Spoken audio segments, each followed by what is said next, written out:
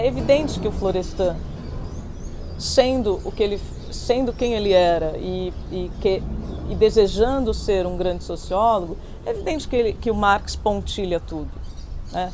Agora, dizer isso talvez seja muito pouco, porque dentro do o marxismo ele é constituído por um conjunto de obras, de autores, de livros, de leituras e de intérpretes muito denso, muito vasto e altamente segmentado. É muito possível, né, haver cisões e disputas internas ao marxismo que fazem pessoas, ambas marxistas, pertencerem a grupos totalmente opostos, rivais. Então, quando a gente diz assim, o marxismo sempre está no horizonte do Florestan, eu acho que sim, claro, mas a questão é qual Marx e qual marxismo, né? Então, eu tendo a argumentar, eu tendo a entender que a variação das vinculações institucionais, seja no campo acadêmico, seja no campo político, elas têm impacto tanto sobre os textos que ele mais lê, os textos que ele mais aprecia, os textos que ele mais cita,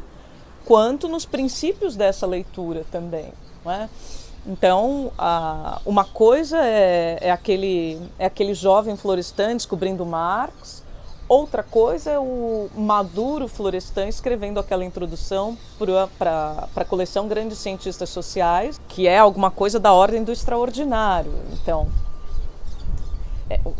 um exercício interessante, que, sem querer fazer propaganda, mas eu fiz, é a comparação desses dois textos, não é? O que o jovem Florestan tinha a dizer a respeito de Marx em 1946, quando um grupo de militantes trotskistas o convida para fazer uma introdução à crítica da economia política, o que ele tinha para dizer a respeito de Marx e qual era o interesse dele em ler Marx naquele momento em que ele estava terminando a graduação, definindo objetos de pesquisa, se casando com a Miriam, decidindo se ia ser acadêmico, quais eram as possibilidades profissionais. Quer dizer, tudo isso impacta e vai pontilhando a maneira de ler Marx e também o que é possível dizer a respeito de Marx à luz do repertório que ele tinha naquele momento. E à luz de um conjunto de preocupações sempre simultaneamente políticas e acadêmicas. Ora, um Florestan maduro, escrevendo em 1983, portanto no centenário de morte do Marx, vendo o que estava acontecendo no Brasil, à luz do socialismo real, diretor de uma coleção, já dono de uma biblioteca relativamente considerável sobre marxismo e de ciências sociais, com uma carreira extraordinária já consolidada. É outro Marx que está ali, é outra leitura de Marx que aparece naquela introdução, né? Então, me parece que, assim, se for para pensar dois extremos da trajetória e a relação com o marxismo, uma chave possível é a leitura desses dois textos, a comparação desses dois textos, e uma série de outros textos menores que ele tem a respeito do Marx, a respeito de método, em sociologia e em ciências sociais. E o que a gente observa é que, assim, tem um Marx mais radical, mais vermelho, mais politizado, mais partidário ao fim da vida, e quando ele já não tem mais compromissos de construção institucional, e tem um Marx que não é que é um Marx mais cor-de-rosa ou mais, conciliador ou menos revolucionário. Trata-se de ler Marx entendendo o que ele tem a dizer do ponto de vista da construção das ciências sociais. Então eu vou buscar um método do Marx, eu vou buscar um Marx sociólogo, eu vou buscar outra coisa no Marx se eu estou interessado na construção institucional de uma disciplina. Ao passo que se eu sou o diretor da Grandes Ciências Sociais, que está publicando Stalin, Mao Tse-tung, Che Guevara e tutti quanti, é um outro tipo de Marx que eu posso ler, que eu posso defender, que eu posso, enfim, é uma outra via de acesso que eu tenho para o marxismo e para as obras do Marx, não é?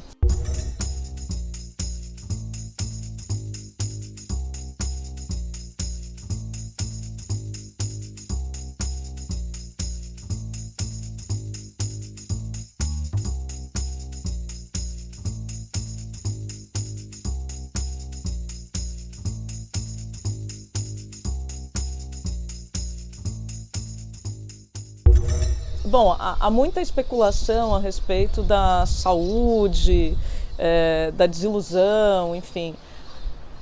Pode ter tido seu impacto na melancolia de final de vida, certamente, o desmoronamento do mundo socialista que ele chegou a ver, né? Tanto os episódios de 89 quanto 92 e, enfim, aquele início de reconfiguração de uma nova ordem mundial.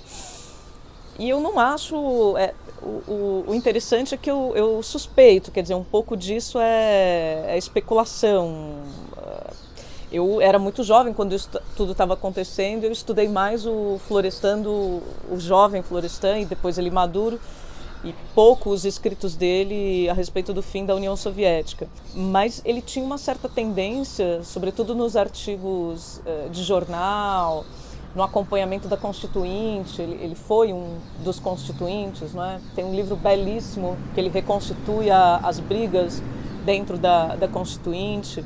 E nesses artigos de conjuntura, escritos na Folha, leia livros, enfim, uma série de jornal, uma série de jornais mais para o fim da vida dele, ele sempre tendia a defender, não é, a União Soviética, o socialismo real, a fazer críticas, mas assim, é como se ele fizesse críticas sempre sob o esmero e com o cuidado de não dar arma para o lado inimigo. Não é segredo para ninguém que a crítica virulenta interna à esquerda às vezes presta o serviço e dissemina e difunde ideias que acabam sendo absorvidas pelo lado oposto da trincheira ideológica. Me parece que o Florestan Fernandes era muito consciente disso.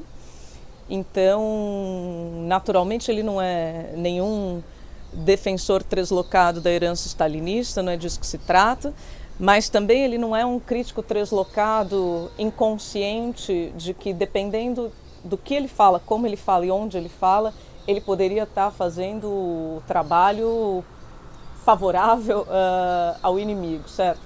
Então, nós observamos nesses últimos textos que analisam conjuntura, seja brasileira, seja internacional, um certo cuidado assim, de tentar distinguir o que é socialismo real ou realmente existente do que se imaginou, uma tentativa de separar, quer dizer, o que aconteceu na União Soviética não é culpa nem responsabilidade da obra e tampouco da má leitura de algum autor marxista, não é disso que se trata.